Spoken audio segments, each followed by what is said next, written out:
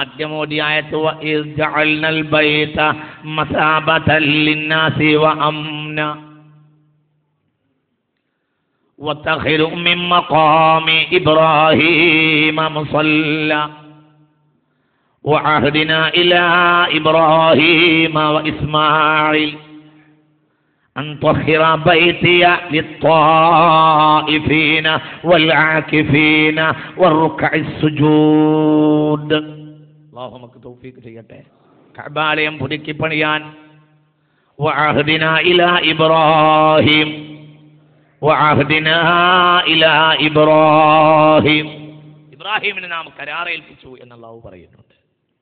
സയ്യിദ്ന ഇബ്രാഹിം ആ കരാർ ഏറ്റെടുക്കുകയും എല്ലാ കാലഘട്ടത്തിലെയും ത്വായിഫീങ്ങൾക്കും ആകിഫീങ്ങൾക്കും വേണ്ടി തവാഫിനും ഇഅ്തികാഫിനും വരുന്ന നമസ്കാരത്തിനും വരുന്നവർക്ക് വേണ്ടി സയ്യിദ്ന ഇബ്രാഹിം എന്ന നമ്മുടെ പിതാവ് അത് സംവിധാനിക്കുകയും ചെയ്യുകയുണ്ടായി. അല്ലാഹു നമുക്ക് തൗഫീഖ് ചെയ്യട്ടെ.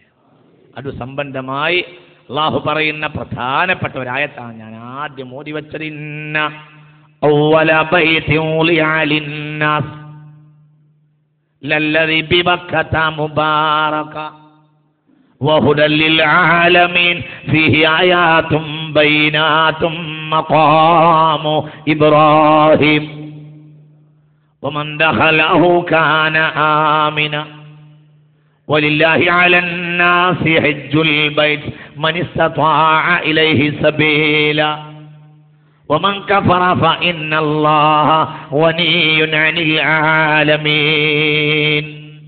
ഇത് വളരെ പ്രധാനമായി ചിന്തിക്കേണ്ട ഒരായത്താണ്. ഞാൻ വിശദീകരിക്കുന്നില്ല. മനുഷ്യർക്ക് വേണ്ടി ഞാൻ പറഞ്ഞല്ലോ, അള്ളാഹു ആദ്യമായി ഉണ്ടാക്കിയ കെട്ടിടം അങ്ങോട്ട് പറയൂ കഅബാലയമാണ്. അള്ളാഹു അങ്ങോട്ട് നമ്മെ എത്തിക്കട്ടെ. ഫീഹി ആയാത്തും ബയ്യിനാത്തുൻ, ധാരാളം ദൃഷ്ടാന്തങ്ങൾ അതിലുണ്ട്. മഖാമു ഇബ്രാഹിം ഏറ്റവും പ്രധാനപ്പെട്ടതായി സയ്യിദ്ന ഇബ്രാഹിമിൻ മഖാം. അള്ളാഹു നമുക്ക് പിന്നീട് പറയാം, അത് കാണാൻ അള്ളാഹു തൗഫീഖ് ചെയ്യട്ടെ. എന്നിട്ട് അള്ളാഹു പറഞ്ഞു വലില്ലാഹി അലന്നാസി ഹജ്ജുൽ ബൈത്ത് മൻ ഇസ്തതാഅ ഇലൈഹി സബീല. ഇസ്തിതാഅത്തുള്ള ആളുകൾ മുഴുവനും അവിടെ പോയി ഹജ്ജ് ചെയ്യുക എന്നത് മാനവ സമൂഹത്തിന്റെ മേൽ, മുഅ്മിനീങ്ങളുടെ മേൽ നിർബന്ധമാണ്. ബുനിയൽ ഇസ്ലാമു അലാ ഖംസ് ഷഹാദത്തു അല്ലാ ഇലാഹ ഇല്ലല്ലാഹ് വഇഖാമുസ് സ്വലാത്ത് വഇതാഉസ് സകാത്ത് വസൗമു റമളാൻ വൽ ഹജ്ജു ഇൻദൽ ബൈത്ത്. 5 കാര്യത്തിന്റെ മേലാണ് ദീൻ എടുക്കപ്പെട്ടത്. ദീനിന്റെ പഞ്ചസ്തംഭങ്ങളിൽ ഒന്നാണ് അർക്കാൻ എന്നാണ് പറഞ്ഞത്. അർക്കാൻ എന്നാൽ ഈ കെട്ടിടത്തിന്റെ പില്ലർ പോലെ. മനസ്സിലാവണില്ല നിങ്ങൾക്ക് പറഞ്ഞത്? ഈ പില്ലർ പോലെ 5 പില്ലറിലാണ്. ഈ 5 പില്ലറുകൾ ഈ കെട്ടിടത്തിന്റെ അനിവാര്യതയാണെങ്കിൽ ഈ ഓരോ പില്ലറിനും റുക്നുകൾ എന്ന് പറയും. ഇതതിന്റെ അനിവാര്യ ഘടകം എന്ന് പറയും. ശ്രദ്ധിക്കുക, ഈ 5 കാര്യത്തിന്റെ മേലിലാണ് ദീനിനെ എടുക്കപ്പെട്ടിട്ടുള്ളത്. ഒന്ന് ഷഹാദത്തു അല്ലാ ഇലാഹ ഇല്ലല്ലാഹ്, ലാ ഇലാഹ ഇല്ലല്ലാഹ്. 1 മുഹമ്മദുർ റസൂലുള്ളാഹ്. 2 ഇഖാമുസ് സ്വലാത്ത്, നിസ്കാരം. 3 വസ്സകാത്ത്, ഇതാഉസ് സകാത്ത്, സകാത്ത് കൊടുക്കൽ. 4 സൗമു റമളാൻ, റമളാൻ മാസത്തിൽ നോമ്പ് നോൽക്കൽ. 5ാമത്തെ കാര്യം വൽ ഹജ്ജു ഇൻദൽ കഅബ, കഅബാലയത്തിൽ പോയി ഹജ്ജ് ചെയ്യാൻ. അത് റൂഖനാണ്, അത് ഘടകമാണ്. വലില്ലാഹി അലന്നാസി ഹജ്ജുൽ ബൈത്ത് മൻ ഇസ്തതാഅ ഇലൈഹി സബീല. ഇവിടെ വലിയ ഒരു അപകടം സമൂഹത്തിന് സംഭവിച്ചിട്ടുണ്ട് എന്ന് ഞാൻ മനസ്സിലാക്കും. ഒന്നാമതായി ഞങ്ങളോട് കാര്യമായൊരു പറയാം, ശ്രദ്ധിക്കാം. വലില്ലാഹി അലന്നാസ് മൻ ഇസ്തതാഅ ഇലൈഹി സബീല. തടിയാലും വഴിയാലും മുതലാലും മനസ്സിലാവണില്ല നിങ്ങൾക്ക്? കഴിവുള്ള ആളുകളൊക്കെ കഅബാലയത്തിൽ നിങ്ങൾ പോയി ഹജ്ജ് ചെയ്യണം എന്നതിന് അള്ളാഹുവിൻ്റെ ഈ ആയത്തിന് മുഫസ്സിരീങ്ങൾ പറഞ്ഞ വ്യാഖ്യാനത്തിലേക്ക് എത്താത്ത ഒരു തരം ചിന്ത എങ്ങനെയോ നമ്മുടെ സമൂഹത്തിൽ കടന്നുകൂടി എന്നത് എന്തുകൊണ്ടാണെന്ന് എനിക്ക് മനസ്സിലാവുന്നത്. എന്തിപ്പോൾ അങ്ങനെ കടന്നുകൂടാൻ കാരണം നോക്കൂ, നിങ്ങൾ ചിന്തിക്കണം. ഇസ്തിതാഅത്തിന്റെ അർത്ഥത്തിൽ വലിയ അക്ഷന്തവ്യമായ അപകടകരമായ ഒരു തരം വ്യതിയാനം സമൂഹത്തിൽ സംഭവിച്ചിട്ടുണ്ട് എന്ന് പറയാതിരിക്കാൻ നിർവാഹമില്ല. ഹബീബായ നബിയോട് ചോദിച്ചു, അമൽ ഇസ്തിതാഅ, എന്തിനാണ് നബിയെ? മനസ്സിലാവണില്ല നിങ്ങൾക്ക് പറഞ്ഞത്. ഒന്ന്, ആർക്കാണ് ഹജ്ജ് നിർബന്ധമാകുന്നത്? ഇസ്തിതാഅത്തുള്ളവർക്കൊക്കെ ഹജ്ജ് നിർബന്ധമാണ്. ഇസ്തിതാഅത്ത് എന്താണെന്ന് ഹബീബായ നബിയോട് ചോദിക്കപ്പെട്ടു. ഫഖാല, ഹബീബ് പറഞ്ഞു, അസ്സാദു വറാഹില. അസ്സാദു ഒന്ന് ഭക്ഷണവും, വറാഹില ഒന്ന് യാത്രാവാഹനവുമാണ്.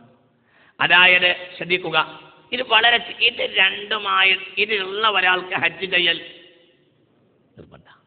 ചിന്തിക്കണം.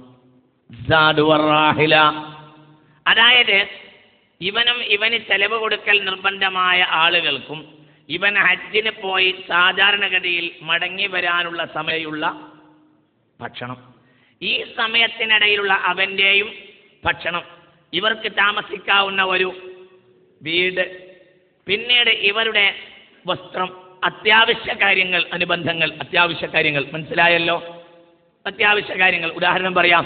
മക്കൾക്ക് നാഫിയായ ഇൽമ കൊടുക്കൽ മാതാപിതാക്കളുടെ ബാധ്യതയാണ്. അപ്പൊ ഈ മസ്കന് ഭക്ഷണത്തിന്റെ അനുബന്ധമാണ് തഅലീമുദ്ദീൻ. മനസ്സിലാവുന്നുണ്ടോ?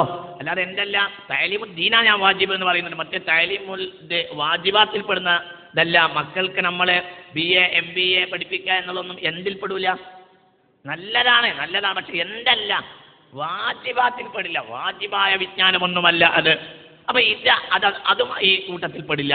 വാജിബാത്തായ വിജ്ഞാനം മക്കളുടെയും അവന് ചെലവിന് കൊടുക്കൽ ബാധ്യസ്ഥരായ ആളുകളുടെയും ഇവൻ പോയി വരുന്നത് വരെയുള്ള ഭക്ഷണം, അവരുടെ പാർപ്പിടം, അവരുടെ വസ്ത്രം, ഇവന്റെ ഈ സമയത്തുള്ള ഭക്ഷണം, പാർപ്പിടം, പിന്നെ യാത്രാ ചെലവ്, ഇത് കൈവശം പ്രൈവറ്റ് ധനമായി ഇത്രയും കറൻസിയോ തത്തുല്യമായ ധനമോ കൈവശമുള്ള ആളുകൾക്കെല്ലാം ഇസ്തിതാഅത്തിന്റെ അഹ്ലുകാർ എന്ന് പറയുന്നു. ഇതിൽ യാതൊരു തർക്കമില്ല, ഇതിൽ യാതൊരു അഭിപ്രായക്കേടുമില്ല. നിങ്ങൾക്ക് മനസ്സിലാവുന്നുണ്ടോ പറഞ്ഞത്?